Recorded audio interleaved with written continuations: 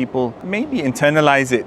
They say, okay, I'm going to go there, I'll be able to fly in, meet a few people, close a few deals and fly out. That's not going to happen. Doesn't work the same. It doesn't work that way. This is Nordin Abdullah. He is Australian but has been living in Malaysia for 30 years and speaks Malay fluently. In our chat, he revealed what foreigners might do wrong dealing with Malaysians, how Singlish differs from Manglish, and what are the biggest misconceptions about Malaysia in the West. I'm Max, an entrepreneur and YouTuber. Let's go.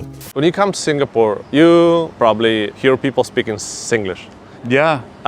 Like you speak music to my ears. Okay, you speak Malay, Yeah. and you know how to speak English with kind of Malaysian vibe, Malaysian accent. What's the difference between Singlish and like, can you call it Manglish. Manglish, right? Manglish. It's the. I'm going to probably be in trouble with all your viewers. I don't know the difference. Maybe there's more Chinese words in the Singlish. Actually, I was having this discussion with someone the other day. It's actually more about the sentence structure than the words. So one is the words that they use. Actually, we hear the words that we use and we identify that very quickly. But I think it's more about the sentence structure. Many Malaysians speak 3 languages. Many Malaysians speak even 4 languages, but guaranteed 2 languages. So there's the grammatical structure of Mandarin or the grammatical structure of Malay and Tamil, sometimes puts it in a different way. You get into these wonderful arguments with Malaysians and Singaporeans on who owns nasi lemak and who owns chicken rice, who owns the word lah. So I think this shared culture, this shared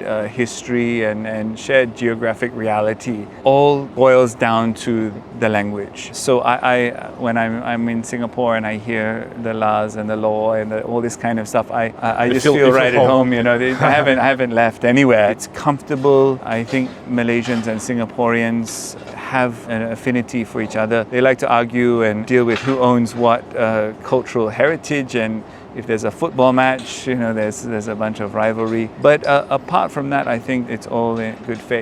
As a native speaker, have you ever been bothered of how it sounds? Because you're native, and I asked some British dudes, and they're like, oh, at the beginning it was weird to my ears, how Singlish sounds, let's say. Yeah, well, I mean, some of the British speak atrocious English. It depends on where they're from. I think those who are out here, come to enjoy it. It may just be that ability to understand what they're saying first. So it's kind of like cultural, first contact kind of thinking, because after a few weeks I think you'll get used to, because you actually learn the language. If you ask me, a dialect is a language. So you will learn ways of communicating if you want to learn to communicate. You can speak more your native English and then but then can you switch if needed? At what cases, what scenarios you would switch to very simplified Manglish? Only if you'd find someone who doesn't really speak English properly, but because if that's the case, I would switch to Malay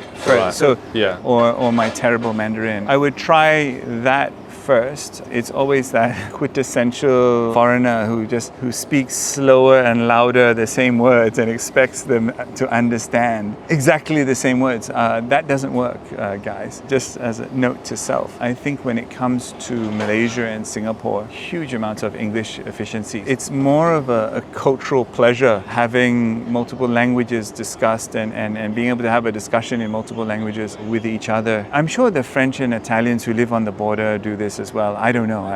Is there some misconceptions about Malaysia? What people from abroad don't understand, don't get about Malaysia? A lot of misconceptions. It's a Muslim country, and I think, it's a very strict, like the Middle East or something like this. It's not like that. That's one thing. I think the business environment also, a lot of misconceptions, because I think people maybe internalize it.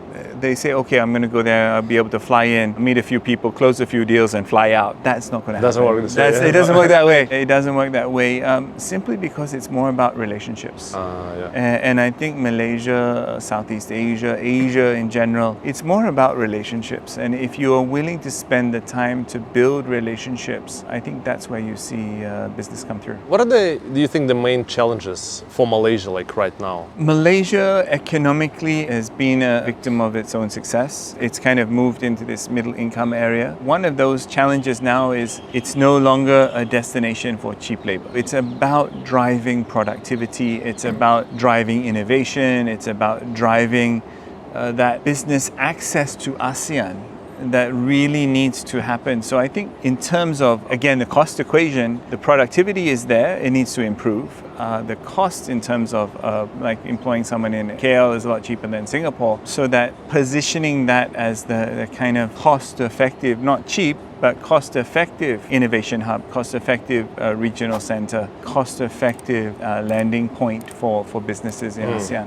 I talked with one of my guests about like future of Singapore. What's the future of Malaysia like within, let's say, next 10 to 10 years? Malaysia as a country is an incredibly big place. You know, there's an ocean or a sea between one half of the country and the other. The development of Borneo, Sabah and Sarawak, is going to be a different journey. If you ask me, it's a very interesting journey because they're going to be a hub for sustainable energy production because they've got so much water, and they're going to be in a more critical location because Jakarta is moving to Borneo. They're moving capital. You know, right, so yeah. and that which capital, you know, where is that? That's in Borneo. The geopolitical center of ASEAN is going to shift north. And I think that is going to have an impact on the island of Borneo. The biggest beneficiary, of course, is going to be Indonesia. The second biggest beneficiary is going to be Sabah and Sarawak. You know, the question will be, will Malaysia sell its hydro energy to Indonesia and at what cost? So some of that amazing stories will happen 5, 10, 20 years from now. Again, it's that kind of thing, being part of this kind of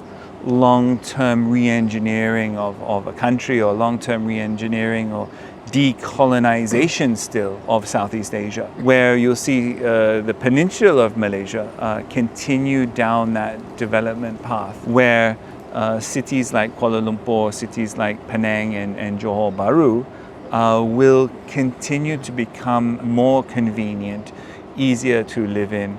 Property prices will go up. Wages should also go up, but services should also improve. People living in Singapore and Singaporeans, or like foreigners who become Singaporeans, some of them have plans to retire in Penang. Few people already told me that. It's like, oh, Penang like reminds me of Singapore, it's like developed, but also still pretty cheap.